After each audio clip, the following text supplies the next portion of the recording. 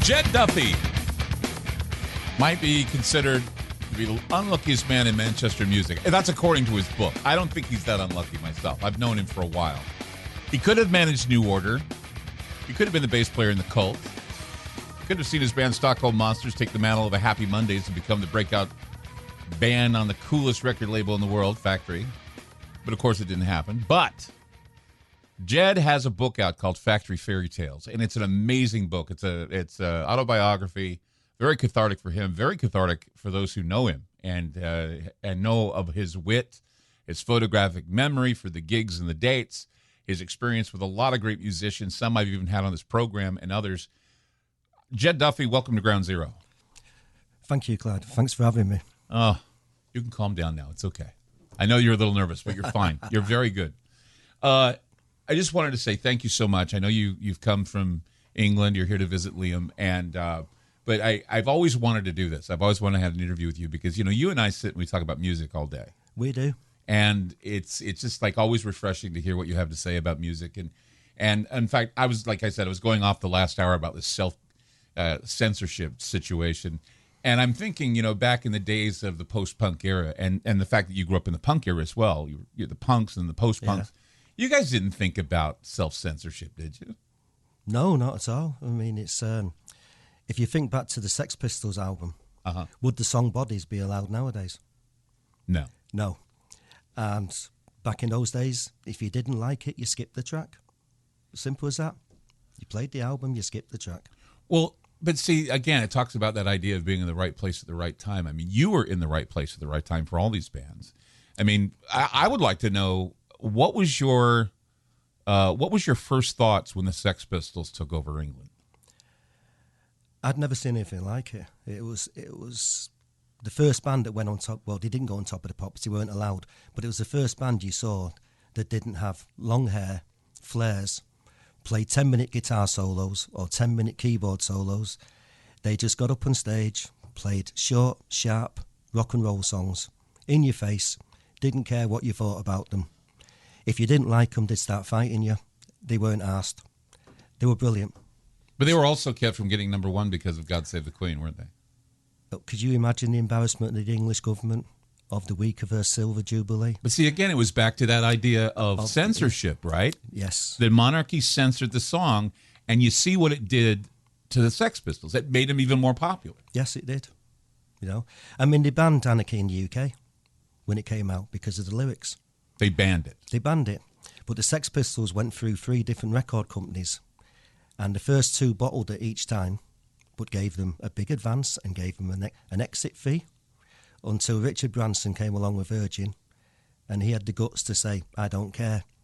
I remember when the album came out, the day it was released, never mind the bollocks, here's the Sex Pistols.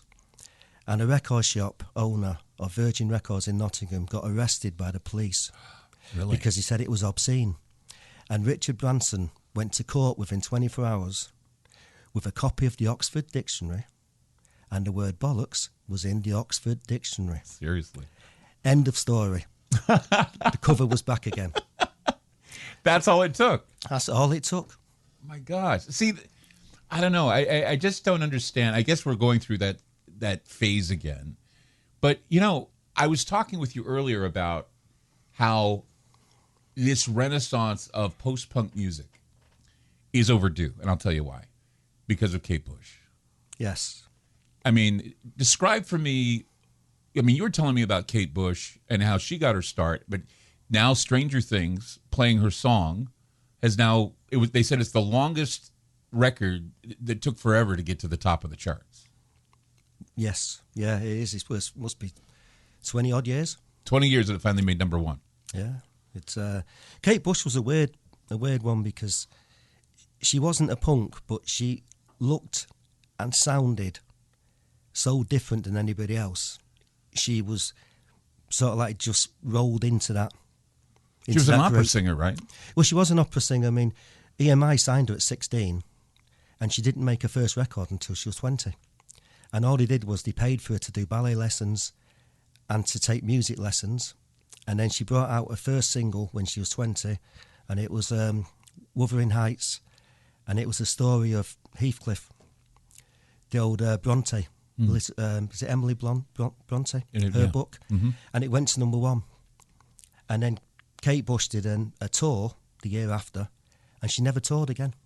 But you worked with Peter Gabriel. She worked with Peter Gabriel.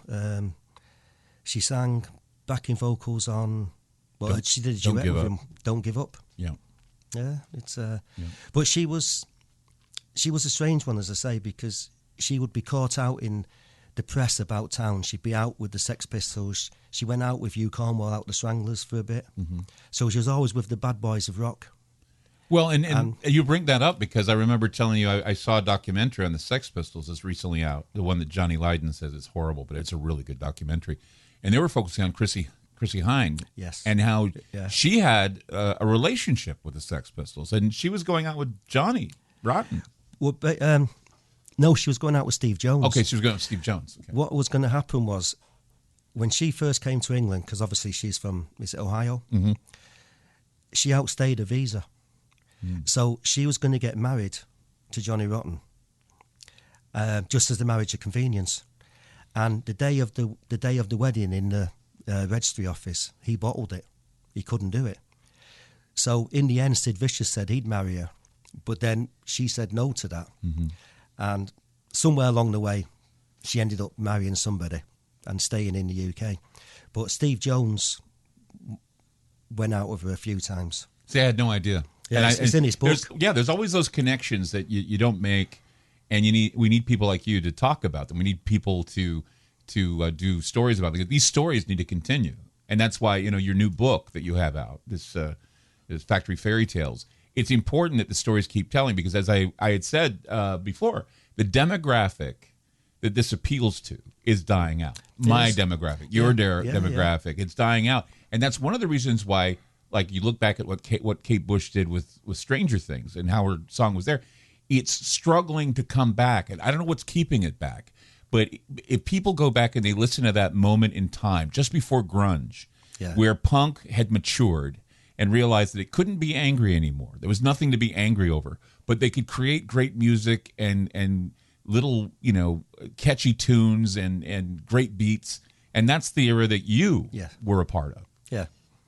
And it was a great era. It was. It was. I mean, some of the bands, Echo and the Bunnymen, Killing Joke, early U2, Joy Division, New Order, even the Smiths later on. Mm-hmm. But Manchester, as you said before, Manchester's always had a load of great bands. I mean, you missed out the Happy Mondays. I think I talked about the Happy Mondays, didn't I? You were going to Stockholm Monsters were going to be Happy Monday's replacement. They were going to be on the mantle, right? So the thing was, when we signed to Factory, nobody signed to Factory. The thing with Factory Records was you had to know somebody at the record label to be on the record label. You could send a demo in, mm-hmm. and there used to be boxes and boxes of demos there at Factory. They never got listened to. Right. And I'd take them home and tape John Peel's show on the radio over these tapes. And when I think back to some of the bands that sent in demos, like The Cure, Killing Joke, Bauhaus, people like that, who could have been on Factory, but Factory didn't operate as a record label. It was, okay, we know you, we'll do a single. And that was it. And then we'll do another single, and you need to do an LP now. And that was it. But they never pushed a record. They didn't get behind a record? No, never. They'd get your piece, then go on. Until later on. Okay. We're going to talk more. Jed Duffy with us tonight on Ground Zero. The book is called Factory Fairy Tales, available at Amazon. You can pick it up at Amazon. Factory Fairy Tales is a great book talking about the gigs and the dates of Manchester, Factory Records, the Hacienda, all those places that are there in the memory somewhere, the nebulous memory of music.